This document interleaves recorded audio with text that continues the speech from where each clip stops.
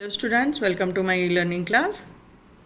In my previous video of banker-customer relationship, I explained about the special relationship of banker, that is to obligation to honor the checks. ಗ್ರಾಹಕರನ್ನು ಬರೆದಂತಹ ಚೆಕ್ಗಳನ್ನು ಮನ್ನಿಸುವುದು ಬ್ಯಾಂಕರ್ನ ಆದ್ಯ ಕರ್ತವ್ಯವಾಗಿದೆ ಅಂತ ಹೇಳಿ explanation ಕೊಟ್ವಿ. I also explained about the conditions to honor the customer's check. ಗ್ರಾಹಕನ ಚೆಕ್ಕನ್ನು ಗೌರವಿಸಲು ಇರತಕ್ಕಂತಹ ಕಂಡೀಷನ್ಸನ್ನು ನೋಡಿದ್ವಿ, ಷರತ್ತುಗಳನ್ನು ನೋಡಿದ್ವಿ. ಅದರ ನಂತರ dishonour of cheque and reasons for that discussion ಮಾಡಿದ್ವಿ. ಅದರೊಳಗೆ ಡಿಸ್ಆನರ್ ಆಗಕ್ಕೆ ರೀಸನ್ಸ್ ಏನದಾವಲ್ಲೇ, ಸಫಿಷಿಯೆಂಟ್ ಫಂಡ್ ಇರಲಾರ್ದಾಗ ನೋ ಸಫಿಷಿಯೆಂಟ್ ಫಂಡ್ ಅಂತ ಹೇಳ್ತೀವಿ. When the cheque is stale or outdated cheque ಐತಿ, ಕಾಲಬಾಹಿರ ಚೆಕ್ ಐತಿ. If the cheque is post dated, ಮುಂದಿನ ದಿನಾಂಕದ ಚೆಕ್ ಐತಿ. ಎಸ್ಟಾಬಲ್ ಬೈ ದ ಕಸ್ಟಮರ್, ಗ್ರಾಹಕ ತಾನಾಗಿನ ತಾನು ಬರೆದಂತಹ ಚೆಕ್ಕನ್ನು ನಿಂದ್ರಿಸ್ತಾನೆ ಯಾವುದೋ ಒಂದು ಕಾರಣಕ್ಕೆ. Garnishee order by the court garnishee ಆದೇಶವನ್ನು ನೀಡಿದಾಗ. Insolvency or death of the customer, ಗ್ರಾಹಕನ ಒಂದು ಮರಣ ಅಥವಾ ದಿವಾಳಿಕೋರನಾದಾಗ. Notification of transfer of right, ಗ್ರಾಹಕ ತನ್ನ ಖಾತೆಯ ಒಂದು ಹಕ್ಕನ್ನು ವರ್ಗಾವಣೆ ಮಾಡಿದ ಹೊತ್ನಾಗ. When the cheque is not drawn properly, cheque ಯಾವ ರೀತಿಯಾಗಿ ಬರೆಯಬೇಕಾಗಿತ್ತೋ ಆ ರೀತಿ ಒಳಗೆ ಬರೆದಿರಲಿಲ್ಲ ಅಂತಂದ್ರೆ, ಆಮೇಲೆ ಮಟೀರಿಯಲ್ ಅಲ್ಟ್ರೇಷನ್ ಇತ್ತು, ಭೌತಿಕ ಬದಲಾವಣೆ ಇತ್ತು ಚೆಕ್ಕಿನೊಳಗೆ, ಮತ್ತು ಮ್ಯುಟಿಲೇಟೆಡ್ ಚೆಕ್ ಇತ್ತು, ಮುದುಡಿದ ಚೆಕ್ ಇತ್ತು, ಹರಿದ ಚೆಕ್ ಇತ್ತು ಅಂತಂದ್ರೆ, ಮತ್ತು right of the parties is detained. ಚೆಕ್ಕನ್ನು ಬರೆದಂತಹ ಪಕ್ಷಗಳ ಹಕ್ಕನ್ನು ನಿಂದ್ರಿಸಿದಾಗ ಅಥವಾ ಅದರ ಆದ್ಯತೆಯನ್ನು ಮನ್ನಿಸದೆ ಹೋದಾಗ ಗ್ರಾಹಕನು ಬರೆದಂತಹ ಚೆಕ್ಕು ಅಗೌರವಕ್ಕೆ ಒಳಪಡ್ತೈತದಲ್ಲೇ. Okay, these are the reasons to honour. ಈ ಹೊತ್ನಾಗ ಬ್ಯಾಂಕರ್ನ ಸಪೋರ್ಟಿಗೆ ಬ್ಯಾಂಕಿಂಗ್ ರೆಗ್ಯುಲೇಷನ್ ಆ್ಯಕ್ಟ್ ನಿಂದಿರ್ತೈತಿ ಮತ್ತು ನೆಗೋಷಿಯಬಲ್ ಇನ್ಸ್ಟ್ರೂಮೆಂಟ್ ಆ್ಯಕ್ಟ್ನು ಅಲ್ಲೇ ಏನು ಮಾಡ್ತೈತಿ, ಬ್ಯಾಕಪ್ ಕೊಡ್ತೈತದಲ್ಲೇ. ಓಕೆ, ಸೊ ಇವನ್ನ ಇನ್ ಡಿಟೇಲ್ ಒಳಗೆ ಎಕ್ಸ್ಪ್ಲನೇಷನ್ ಕೊಟ್ಟಿದ್ದೆ. What if banker does not give any of these reasons, still he is going to dishonour the cheque. ಈ ಒಂದು ಕಾರಣಗಳನ್ನು ಬಿಟ್ಟು, ಅಂದರೆ ಕಾರಣಗಳನ್ನು ಕೊಡಲಾರ್ದ ಬ್ಯಾಂಕರ್ ಗ್ರಾಹಕನ ಚೆಕ್ಕನ್ನು ಮನ್ನಣೆಗೆ ಒಳಪಡಿಸಲಿಲ್ಲ ಅಂತಂದ್ರೆ ಆವಾಗ ಏನಾಗ್ತತಿ, ಯಾವುದೂ ರೀಸನ್ ಇಲ್ಲ ಅವು ಕೊಡಾಕಲ್ಲೇ. ಸಫಿಷಿಯೆಂಟ್ ಫಂಡ್ ಐತಿ, ಕೆಪಾಸಿಟಿ ಸೇಮ್ ಐತಿ, ರೈಟ್ ಆಫ್ ದ ಅಕೌಂಟ್ ಐತಿ, ಚೆಕ್ ಪ್ರಾಪರಾಗಿ ಬರೆದದ್ದೈತಿ, ನೋ ಲೀಗಲ್ ಬಾರ್, ಯಾವುದೋ ಒಂದು ಕೋರ್ಟಿನ ಆದೇಶ ಇಲ್ಲ. ಆದರೂ ಸುದೇಕ ಯಾವುದೋ ಒಂದು ಕಾರಣವನ್ನು ಕೊಡದ ಬ್ಯಾಂಕರ್ ಚೆಕ್ಕನ್ನು ನಿಂದ್ರಿಸಿದ ಅಥವಾ ಪೇಮೆಂಟ್ ಮಾಡಲಿಲ್ಲ, ಅದರ ಮೇಲೆ ಹಣ ಸಂದಾಯ ಮಾಡಲಿಲ್ಲ ಅಂದ್ರೆ ಅದಕ್ಕೇನಂತೇವಿ ಅಂತ ಹೇಳಂತೇವೆ ನಾವು. ಆ ಹೊತ್ನಾಗ ಏನಾಗ್ತೈತಿ, ಕಾನ್ಸಿಕ್ವೆನ್ಸಸ್ ಏನಾಗ್ತೈತಿ. ಈಗ ನೀವು ಬರೆದಂಥ ಚೆಕ್ಕನ್ನು ಬ್ಯಾಂಕರ್ ರೊಕ್ಕ ಐತಿ, ನಿಮ್ಮ ಅಕೌಂಟ್ ಒಳಗೆ ಸಾಕಷ್ಟು ರೊಕ್ಕ ಐತಿ, ಸಫಿಷಿಯೆಂಟ್ ಫಂಡ್ ಅಂತ ಹೇಳ್ತೇವೆ. ಆ sufficient fund is available to pay on the cheque. ಆ ಸಫಿಷಿಯೆಂಟ್ ಫಂಡ್ ಏನೈತಿ, ಸಾಕಷ್ಟು ನಿಧಿ ಏನೈತಿ ಅಂತಂದ್ರೆ ಚೆಕ್ಕನ್ನು ಮಣಿಸೋಕೆ ಸಫಿಷಿಯೆಂಟ್ ಐತಿ, ಸಾಕಷ್ಟು ಐತಿ. ಆದ್ರೂ ಬ್ಯಾಂಕರ್ ಕೊಡಲಿಲ್ಲ. ಆ ಹೊತ್ನಾಗ ನಿಮಗೇನಾಗ್ತೈತಿ, ನಿಮ್ಮ ಒಂದು ಮಾನ ನಷ್ಟ ಆಗ್ತೈತಿ, ಅಥವಾ ನಿಮಗೆ ಬರ್ತಕ್ಕಂತಹ ಗೂಡ್ಸ್ ನಿಂದಿರ್ತಾವಲ್ಲೇ, ಹೌದು. ಆ ಹೊತ್ನಾಗ ನಿಮ್ಮ ಗ್ರಾಹಕ ನೀವು ಯಾರಿಗೆ ಚೆಕ್ ಬರೆದು ಕೊಟ್ಟಿರ್ತಿರಲ್ಲ ಆ ವ್ಯಕ್ತಿ ನಿಮ್ಮ ಬಗ್ಗೆ ಒಂದು ಕೆಟ್ಟ ಮಾನ ನಷ್ಟ ಹೇಳಿಕೆಗಳನ್ನು ಹೇಳ್ಕೊತಾ ಅಡ್ಡಾಡ್ಬೋದು, ಹೌದಾ. ಸೊ ಇದರಿಂದ ಏನಾಕೈತಿ, ಕಾನ್ಸಿಕ್ವೆನ್ಸಸ್ ಭಾಳ ಆಗ್ತಾವಲ್ಲೇ. So whenever he is honouring the cheque he should be careful enough. ಬ್ಯಾಂಕರಾಗಿ ಭಾಳ ಕೇರ್ಫುಲ್ ಆಗಿರಬೇಕು ಅಂತ ಹೇಳ್ತಾರೆ. So wrongful dishonour of cheque ಅಂದರೆ ಏನು ಹೇಳಕತ್ತೇವೆ ನಾವಲ್ಲೇ, banker has the statutory obligation, statutory legal obligation ಅಂದರೆ ಕಾನೂನುಬದ್ಧ ಜವಾಬ್ದಾರಿ ಅಂತ ಹೇಳ್ತೇವೆ. ಸ್ಟ್ಯಾಟ್ಯೂಟರಿ ಆಬ್ಲಿಗೇಷನ್ ಅಂದರೆ ಏನು ಹೇಳ್ತೇವೆ, ಕಾನೂನುಬದ್ಧ ಜವಾಬ್ದಾರಿ ಅಂತ ಹೇಳ್ತೇವೆ. To honour his customer's check.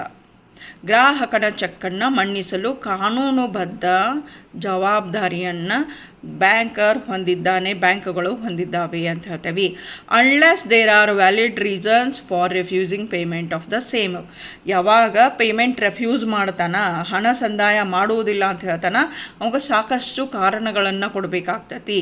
ಅದಕ್ಕಿರ್ತಕ್ಕಂತಹ ರೀಸನ್ಸನ್ನು explain ಮಾಡಬೇಕಾಗ್ತೈತೆ. ಆಮೇಲೆ ತನ್ನ ಗ್ರಾಹಕಗೆ ಎಕ್ಸ್ಪ್ಲೈನ್ ಮಾಡಬೇಕಾಗ್ತತಿ.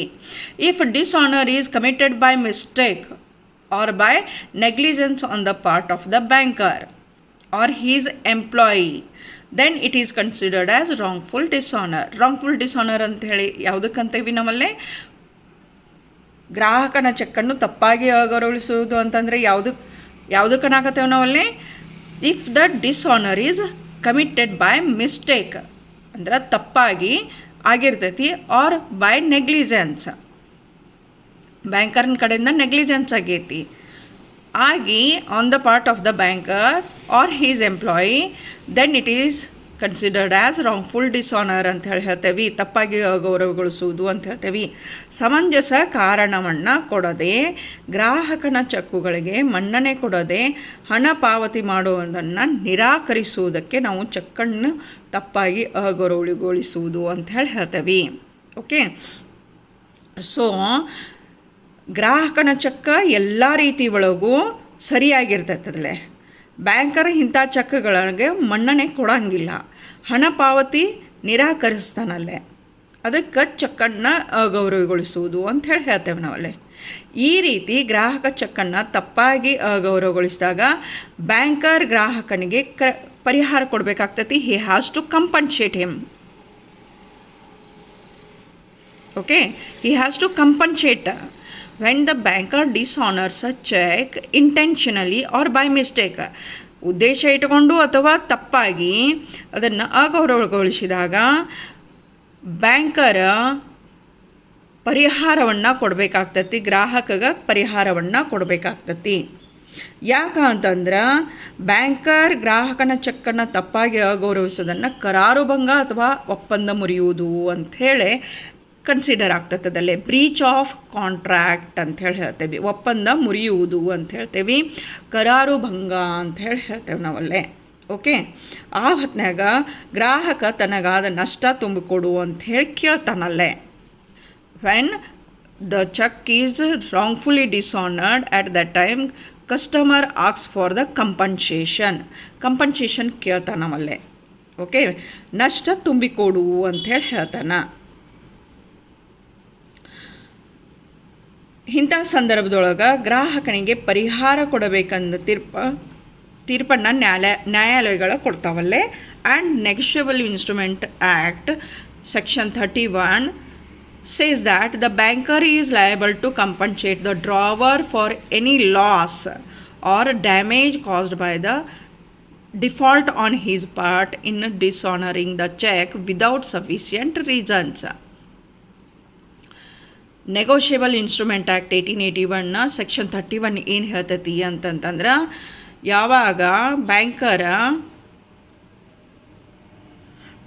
ಗ್ರಾಹಕ ಬರೆದಂತಹ ಚೆಕ್ಕನ್ನು ತಪ್ಪಾಗಿ ಅಗೌರವಗೊಳಿಸ್ತಾನ, ಯಾವುದೇ ಕಾರಣ ಕೊಡೋದು ಅಗೌರವಗೊಳಿಸ್ತಾನ, ಆ ಹೊತ್ನ್ಯಾಗ ಗ್ರಾಹಕನಿಗೆ ಆದಂತಹ ಒಂದು ನಷ್ಟವನ್ನು ಅಥವಾ ಅವಾಗಾದಂತಹ ಡ್ಯಾಮೇಜನ್ನು ತುಂಬಿಕೊಡುವ ಜವಾಬ್ದಾರಿ ಬ್ಯಾಂಕರ್ನದೈತಿ ಅಂತ ಹೇಳ್ತಾರಲ್ಲೇ. ಬ್ಯಾಂಕರ್ನದೈತಿ ಅಂತ ಹೇಳ್ತದಲ್ಲೇ. ಸೊ ಇವೇನು ಡ್ಯಾಮೇಜ್ ತುಂಬಿಕೊಡುವುದು ಅಥವಾ ಆದಂತಹ ನಷ್ಟನ್ನು ತುಂಬಿಕೊಡುವುದನ್ನು ನಾವೇನು ಪರಿಹಾರ ಅಂತ ಹೇಳ್ತೇವೆ, ಕಂಪನ್ಸೇಷನ್ ಅಂತ ಹೇಳ್ತೇವಲ್ಲ, ಅದರೊಳಗೆ 3 ಪ್ರಕಾರ ಅದಾವೆ. ಒಂದು ಜನರಲ್ ಡ್ಯಾಮೇಜಸ್, ಸಾಮಾನ್ಯ ನಷ್ಟಗಳು ಅಂತ ಹೇಳ್ತೇವೆ ನಾವಲ್ಲಿ. ಜನರಲ್ ಡ್ಯಾಮೇಜಸ್ ಆರ್ ಸಾಮಾನ್ಯ ನಷ್ಟಗಳು ಅಂಥೇಳಿ ಹೇಳ್ತೇವೆ. ಗ್ರಾಹಕನ ಚೆಕ್ಕ ಬ್ಯಾಂಕರ್ ತಪ್ಪಾಗಿ ಅಗೌರವ ಮಾಡಿದ ಹೊತ್ನಾಗ ಬ್ರೀಚ್ ಆಫ್ ಕಾಂಟ್ರಾಕ್ಟ್ ಆಗತೈತಿ, ಕಂಪನ್ಸೇಷನ್ ಕೊಡಬೇಕೈತಿ. ಆ ಪರಿಹಾರ ಏನೈತಿ ಅಂತಂದ್ರೆ, ಚೆಕ್ಕಿನ ಮೊತ್ತಕ್ಕಿಂತ ಜಾಸ್ತಿಯರ ಇರ್ಬೋದು, ಕಡಿಮೆರ ಇರಬಹುದು. ಜಸ್ಟ್ ಏನೈತಿ ಅಂತಂದ್ರೆ ಜನರಲ್ ಡ್ಯಾಮೇಜಸನ್ನು, ಸಾಮಾನ್ಯ ನಷ್ಟಗಳನ್ನು ತುಂಬಿಕೊಡ್ಬೇಕಾಗ್ತತಿ. ಅದನ್ನು ಜನರಲ್ ಡ್ಯಾಮೇಜಸ್ ಅಂತ ಹೇಳ್ತೇವೆ. ಹೆಚ್ಚಿರ್ಬೋದು ಅಥವಾ ಕಡಿಮೆ ಇರ್ಬೋದು. ಅದು ಟ್ರೇಡ್ ರಿಲೇಟೆಡ್, ಇಂಟರ್ ರಿಲೇಟೆಡ್ ಇರ್ತೈತಿ. ಹೆಂಗೆ ಏನು ಡ್ಯಾಮೇಜ್ ಆಗೈತಿ ಅಥವಾ ಏನು ನಷ್ಟ ಆಗೈತಲ್ಲ ಅದ್ರ ಮೇಲೆ ಡಿಪೆಂಡೆಂಟ್ ಇದ್ದುಕೊಂಡು ಈ ಒಂದು ಕ್ಲಾಸಿಫಿಕೇಷನ್ ಆಗ್ಯಾವಲ್ಲೇ ಈ 3 ಡ್ಯಾಮೇಜಸನ್ನು ತುಂಬಿಕೊಡ್ಬೇಕಾಗ್ತದಲ್ಲೇ. ಓಕೆ, ಸೊ ಈ ಬ್ರೀಚ್ ಆಫ್ ಕಾಂಟ್ರಾಕ್ಟ್ ಆದ ಹೊತ್ತಿನಾಗ ಆಗುವಂಥ ನಷ್ಟವನ್ನು ಸಾಮಾನ್ಯ ನಷ್ಟ ಅಂಥೇಳಿ ಹೇಳ್ತೇವೆ. ನೆಕ್ಸ್ಟ್ ಎರಡನೇದು ಏನೈತಿ ಅಂತಂದ್ರೆ ಸ್ಪೆಷಲ್ ಡ್ಯಾಮೇಜಸ್ ಅಂಥೇಳಿ ಹೇಳ್ತೇವೆ. ವಿಶೇಷ ನಷ್ಟ ಅಂಥೇಳಿ ಹೇಳ್ತೇವೆ ನಾವಲ್ಲಿ. ಈ ವಿಶೇಷ ನಷ್ಟ ಅಂತಂದ್ರೆ ಗ್ರಾಹಕನಿಗೆ ಆದ ಹಣಕಾಸಿನ ನಷ್ಟ ಬ್ಯಾಂಕರ್ ತುಂಬಿಕೊಡುವ ಪರಿಹಾರವನ್ನು ವಿಶೇಷ ನಷ್ಟ ಅಂಥೇಳಿ ಹೇಳ್ತೇವೆ. ಇಲ್ಲೇನಾಗ್ತೈತಿ ಅಂತಂದ್ರೆ ನೀವು ಬರೆದು ಕೊಟ್ಟಂತಹ ಚೆಕ್ಕನ್ನು ಬ್ಯಾಂಕರ್ ರಾಂಗ್ಫುಲ್ಲಿ ಡಿಸಾನರ್ ಮಾಡ್ಯಾನಲ್ಲೇ. ಓಕೆ, ಆ ಚೆಕ್ ನೀವು ನಿಮ್ಮ ವ್ಯಾಪಾರಕ್ಕೆ ಸಂಬಂಧಪಟ್ಟಂತೆ ಗೂಡ್ಸನ್ನು ಸರಕುಗಳನ್ನು ತರ್ಸಕ್ಕೆ ನಿಮ್ಮ ಸಪ್ಲೈಯರ್ಗೆ ಕೊಟ್ಟಂತಹ ಚೆಕ್ ಇತ್ತು ಅಂತಂದ್ರೆ ಚೆಕ್ ಡಿಸಾನರ್ ಆದದ್ದಕ್ಕೆ ಅವ ಗೂಡ್ಸನ್ನು ಕಳಿಸ್ಕೊಡಂಗಿಲ್ಲ. ಆ ಹೊತ್ತಿನಾಗ ಒಂದು ನಿಮಗೆ ಗೂಡ್ಸ್ ಬಂದು ಮುಟ್ಟಂಗಿಲ್ಲ, ನೀವು ಯಾರಿಗೋ ಕಮಿಟ್ ಮಾಡಿರ್ತೀರಿ ಅಥವಾ ಒಪ್ಕೊಂಡಿರ್ತೀರಿ ನೀವು ಗೂಡ್ಸನ್ನು ಕಳ್ಸಾಕತ್ತೀರಿ ಅಂಥೇಳಿ. ಟೈಮ್ಲಿ ನೀವು ಗೂಡ್ಸ್ ಕಳಿಸ್ಲಿಲ್ಲ ಅಂಥೇಳಿ ಆಗೋದು ಒಂದು ಲಾಸ್ ಐತಿ. ಆಮೇಲೆ ನಿಮ್ಮ ಸಪ್ಲೈಯರ್ ಜೋಡಿ ನಿಮ್ಮ ರಿಲೇಷನ್ಶಿಪ್ ಕೆಡೋದು ಒಂದು ಐತಿ. ಆಮೇಲೆ ಅವ್ನು ನಿಮಗೆ ಗೂಡ್ಸನ್ನು ಕಳ್ಸಂಗಿಲ್ಲ. ನೀವು ನಿಮ್ಮ ಒಂದು ಗ್ರಾಹಕಗೆ ಗೂಡ್ಸನ್ನು ಸಪ್ಲೈ ಮಾಡೋಕ್ಕಾಗಂಗಿಲ್ಲ. ಆಮೇಲೆ ನಿಮ್ಮ ಸಪ್ಲೈಯರ್ ಏನೈತಿ ಅಂತಂದ್ರೆ ಚೆಕ್ ಡಿಸಾನರ್ ಅದ ಸಂಬಂಧ ನಿಮಗೆ ಗೂಡ್ಸನ್ನು ಕಳಿಸ್ಕೊಡಂಗಿಲ್ಲ. ಸೊ ಇಲ್ಲಿ ಏನಾಗ್ತೈತಿ ಅಂತಂದ್ರೆ 2 ಟೈಪದ ಲುಕ್ಸನ್ನು ನೀವು ಅನುಭವಿಸಾಕತ್ತೀರಿ. ಅಲ್ಲೇ 2 ಟೈಪದ ಲುಕ್ಸಾನ್ ಆಗಾಕತ್ತೈತಿ. ಒಂದು ನಿಮ್ಮ ಸಪ್ಲೈಯರ್ ಕಡೆಯಿಂದ ಗೂಡ್ಸ್ ಬರಲಾರದು, ಆಮೇಲೆ ಟೈಮ್ಲಿ ನೀವು ಗೂಡ್ಸನ್ನು ನಿಮ್ಮ ಕಸ್ಟಮರಿಗೆ ಕಳಿಸ್ಲಾಕಾಗಲಾರ್ದು. ಇದರಿಂದ ಆದಂಥ ನಷ್ಟವನ್ನು ನಾವು ಸ್ಪೆಷಲ್ ಡ್ಯಾಮೇಜಸ್ ಅಂಥೇಳಿ ಹೇಳ್ತೇವೆ. ಗ್ರಾಹಕನಿಗಾದಂಥ ವಿಶೇಷ ನಷ್ಟ ಅಂಥೇಳಿ ಹೇಳ್ತೇವೆ. ಓಕೆ,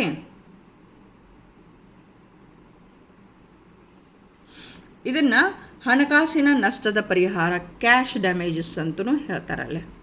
ಇದನ್ನು ಕ್ಯಾಶ್ ಡ್ಯಾಮೇಜಸ್ ಅಂತ ಹೇಳ್ತೇವೆ. ಹಣಕಾಸಿನ ಫೈನಾನ್ಷಿಯಲ್ ಡ್ಯಾಮೇಜಸ್ ಅಂತಲೂ ಹೇಳ್ತೇವೆ.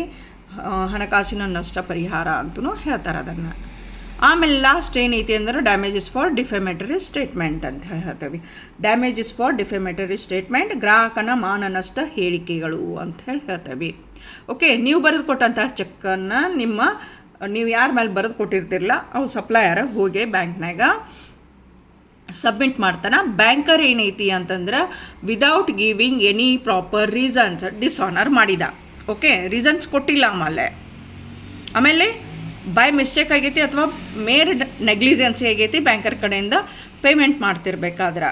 ಓಕೆ, ಚೆಕ್ ಡಿಸಾನರ್ ಮಾಡಿಬಿಡ್ತಾನೆ. ಆಮೇಲೆ ಎಲ್ಲ ರೀತಿ ಒಳಗೆ ಚೆಕ್ ಸರಿ ಐತಿ, ಸಫಿಷಿಯೆಂಟ್ ಫಂಡ್ ಐತಿ, ಅದು ನೆನಪಿರ್ಲಲ್ಲೇ ನಿಮ್ಮ ಚೆಕ್ಕನ್ನು ಅವ ಅಲ್ಲಿ ಪೇಮೆಂಟ್ ಮಾಡೋಂಗಿಲ್ಲ, ಹಣ ಸಂದಾಯ ಮಾಡೋಂಗಿಲ್ಲ ನಿಮ್ಮ ಸಪ್ಲೈಯರ್ಗೆ. ಆ ಹೊತ್ತಿನಾಗೆ ಫ್ರ್ಯಾಕ್ಷನ್ ಆಫ್ ಮೂಮೆಂಟ್ ಒಳಗೆ ರಿಯಾಕ್ಷನ್ ಏನು ಬರ್ಬೋದು ನಿಮ್ಮ ಸಪ್ಲೈಯರಿಂದ? ಬಟ್ ನಾವು ಒಂದು ಸ್ಟೇಟ್ಮೆಂಟ್ ಬಂದುಬಿಡ್ತೈತಿ, ಏನು ರೀ ನಿಮ್ಮ ಅಕೌಂಟ್ನಾಗ ರೊಕ್ಕನ ಇಲ್ಲ, ಆದರೂ ಸುದೇಕ you have return the cheque ಅಂಥೇಳಿ. When you don't have any sufficient fund in your account why you have return the cheque ಅಂಥೇಳಿ ಕೇಳ್ತಾನವಲ್ಲೇ. ಆ ಹೊತ್ತಿನಾಗ ಇದು ನಿಮ್ಮ ಒಂದು ಗೌರವಕ್ಕೆ ಧಕ್ಕೆ ಕೊಡ್ತೈತಲ್ಲೇ.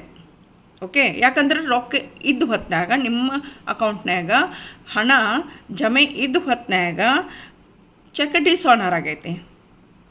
ರೀಸನ್ನ ಕೊಟ್ಟಿಲ್ಲ ಆಮೇಲೆ ಬ್ಯಾಂಕರ. ಬಟ್ ಇಲ್ಲೇ ಪ್ರಿಸಂಪ್ಷನ್ ಏನಾಗಿಬಿಡ್ತೈತಿ, ಎದುರಿಗಿನ ಪಾರ್ಟಿಗೆ ಹಣ ಇರಲಾರ್ದಕ್ಕನ್ನು ಇಲ್ಲೇ ಏನೈತಿ ಅಂತಂದರೆ ಚೆಕ್ ಡಿಸಾನರ್ ಆಗೈತಿ ಅಂಥೇಳಿ ಪ್ರಿಸಂಪ್ಷನ್ ಆಗಿಬಿಡ್ತೈತದಲ್ಲೇ. ಆ ಒಂದು ಪ್ರಿಸಂಪ್ಷನ್ ಒಳಗೆ ಒಂದು ಸ್ಟೇಟ್ಮೆಂಟ್ ಬಂದುಬಿಡ್ತೈತಿ ನಿಮ್ಮ ಬಗ್ಗೆ, ನಿಮ್ಮ ಮಾನಕ್ಕೆ ಧಕ್ಕೆ ಆಗಿಬಿಡ್ತೈತದಲ್ಲೇ, ನಿಮ್ಮ ಗೌರವಕ್ಕೆ ಧಕ್ಕೆ ಆಗ್ತೈತಿ. ಓಕೆ, ಅದನ್ನು ನಿಮ್ಮ ಮುಂದೆ ಹೇಳಿಲ್ಲ ಅಂತಂದ್ರು ಮಾರ್ಕೆಟ್ ಒಳಗೆ ಇದೇನಾರ ಸ್ಪ್ರೆಡ್ ಆಯ್ತು, ಅವ್ರು ಕೊಟ್ಟಂತಹ ಚೆಕ್ಕು ಡಿಸಾನರ್ ಆಗ್ತೈತೆ ತೋರೋ ಅಂದ್ಬಿಟ್ರು ಅಂತಂದ್ರೆ ನಿಮಗೆ ಆಗ್ತಕ್ಕಂತಹ ನಷ್ಟ ಏನೈತಿ ಅಂತಂದ್ರೆ ಅದು ಬ್ಯಾಂಕರ್ ತುಂಬಿಕೊಡೋದು ಭಾಳ ಪ್ರಾಬ್ಲಮ್ ಆಗ್ತೈತಿ. ಆ ಹೊತ್ತಿನಾಗ ಏನೈತಿ ಮಾನ ನಷ್ಟ ಮೊಕದ್ದಮೆಯನ್ನು ಏನು ಹಾಕ್ತಾರಲ್ಲ ಅದನ್ನು ಡ್ಯಾಮೇಜಸ್ ಫಾರ್ ಡಿಫೆಮೇಟರಿ ಸ್ಟೇಟ್ಮೆಂಟ್ ಅಂತ ಹೇಳಿ ಹೇಳ್ತೇವೆ ನಾವಲ್ಲೇ. ಓಕೆ, ಮಾನ ನಷ್ಟ ಹೇಳಿಕೆಗಳಿಗೆ ಬದಲಾಗಿ ಹಾಕಿದಂತಹ ಪರಿಹಾರ ಅಂಥೇಳಿ ಹೇಳ್ತೇವೆ, ಮಾನ ನಷ್ಟ ಪರಿಹಾರ ಅಂಥೇಳಿ ಹೇಳ್ತೇವೆ. ಓಕೆ, ಯಾಕಂದ್ರೆ banker is unable to prove that he without reason or with reason he has stopped the payment ಅಂತೇಳಿ ಒಂದು ಚೆಕ್ಕಿನ ಮೇಲೆ ಕೊಡ್ತಕ್ಕಂತಹ ಪೇಮೆಂಟ್ ಏನೈತಿ, ಹಣ ಸಂದಾಯ ಏನೈತಿ, ಅದಕ್ಕೆ ನಿರ್ದಿಷ್ಟ ಒಂದು ಕಾರಣವನ್ನು ಕೊಡೋಕೆ ಸಾಧ್ಯ ಆಗಿರಂಗಿಲ್ಲ ಬ್ಯಾಂಕರಾಗ. ಆ ಹೊತ್ನಾಗ ಏನಾಗ್ತೈತಿ ಅಂತಂದ್ರೆ ಡ್ಯಾಮೇಜಸ್ ಫಾರ್ ಡಿಫೆಮೇಟರಿ ಸ್ಟೇಟ್ಮೆಂಟ್ ಆಗ್ತೈತಲ್ಲೇ. ಓಕೆ, ಇದೇನೈತಿ ಅಂತಂದರೆ it is all about the honouring the cheque. Honouring the cheque ಒಳಗೆ ನಾವು ಏನೇನು ನೋಡಿದ್ವಿ ಅಂತಂದ್ರೆ, ಒಂದು ಕಂಡೀಷನ್ಸ್ ನೋಡಿದ್ವಿ. Okay, I have explained in detail about the conditions ಬಗ್ಗೆನೂ ಅಲ್ಲೇನೈತಿ ಅಂತಂದರೆ ಇನ್ ಡಿಟೇಲ್ ಒಳಗೆ ಎಕ್ಸ್ಪ್ಲನೇಷನನ್ನು ಕೊಟ್ಟೇನೆ ನಾನಲ್ಲೇ ನನ್ನ ಪ್ರೀವಿಯಸ್ ವಿಡಿಯೋದೊಳಗೆ. ಆಮೇಲೆ ಅದರ ನೆಕ್ಸ್ಟ್ ಡಿಸಾನರ್ ಮೇಲೂ ಒಂದು ಸಪ್ರೇಟ್ ವಿಡಿಯೋ ಐತಿ. ಆಮೇಲೆ ಇದೇನೈತಿ ಅಂತಂದ್ರೆ ರಾಂಗ್ಫುಲ್ ಡಿಸಾನರ್ ಐತಿ. Each point have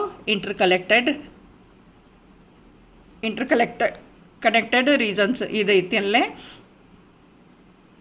15 marks question ಬಿದ್ದಿದ್ದೈತಿ ಒಂದು ಸಲ ಇದು wrongful dishonour of the cheque ಮೇಲೆ. What do you mean by wrongful dishonour of cheque ಅಂತ ಹೇಳಿ ಕೇಳ್ತಾರ.